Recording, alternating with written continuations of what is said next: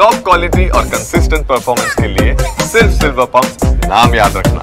ಹಣ್ಣುಗಳ ರಾಜ ಮಾವಿಗೆ ಮಾರುಕಟ್ಟೆಯಲ್ಲಿ ದಿನೇ ದಿನೇ ಬೇಡಿಕೆ ಹಾಗೂ ಬೆಲೆ ಕುಸಿತದ ಪರಿಣಾಮವಾಗಿ ಬೆಳೆಗಾರರು ತೀವ್ರ ಸಂಕಷ್ಟಕ್ಕೊಳಗಾಗಿದ್ದಾರೆ. ಆಂಧ್ರ ಮಾದರಿ ರಾಜ್ಯದಲ್ಲೂ ಬೆಂಬಲ ಬೆಲೆ ಘೋಷಿಸಬೇಕು ಎನ್ನುವಂತಹ ಆಗ್ರಹ ಜೋರಾಗಿದೆ.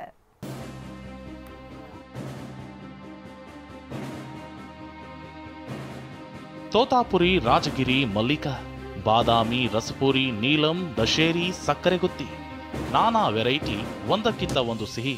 ಆದರೆ ಕೋಲಾರದ ಮಾವು ಬೆಳೆದವರಿಗೆ ಮಾತ್ರ ಈಗ ಕಹಿ ಅನುಭವ ಆಗ್ತಿದೆ.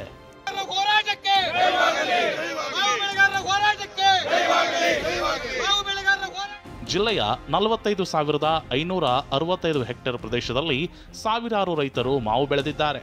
ಆದ್ರೀಗ ಬೆಲೆ ಇಲ್ಲದೆ ಕಟಾವ್ಗೆ ಹಿಂದೇಟು ಹಾಕ್ತಿದ್ದಾರೆ.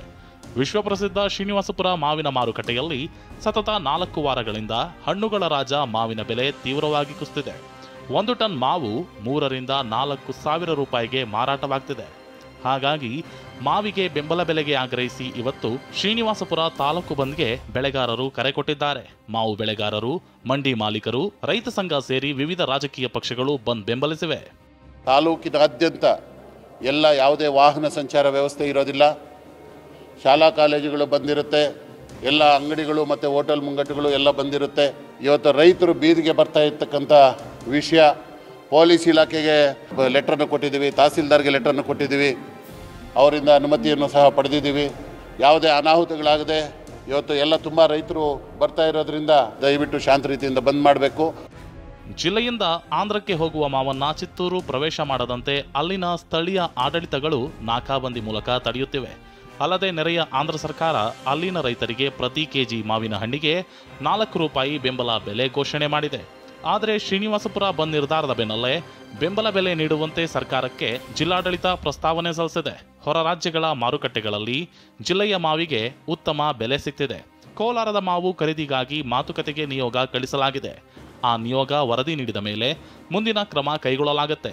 ಬಂದ್ ನಿರ್ಧಾರವನ್ನ ಹಿಂದಕ್ಕೆ ಪಡೆಯುವಂತೆ ಡಿಸಿ ಮನವಿ ಮಾಡಿದ್ದಾರೆ.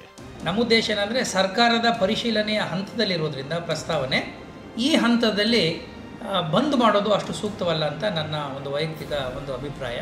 ಯಾಕೆಂದರೆ ಪ್ರತಿದಿನ ನಮ್ಮ APMC ಶ್ರೀನಿವಾಸಪುರ ಮಾರುಕಟ್ಟೆಗೆ ಸುಮಾರು 800 ರಿಂದ 900 ಟನ್ನಷ್ಟು ಬಿಕ್ರಿ ಆಗ್ತಾ ಇದೆ ಮತ್ತು ಅಲ್ಲಿ ವಹಿವಾಟು ನಡೀತಾ ಇದೆ.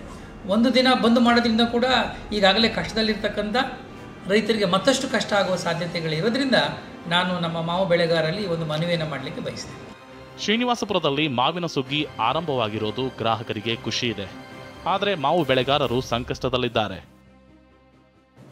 ರಾಜೇಂದ್ರ ಸಿಂಹ, TV9, ಕೋಲಾರ.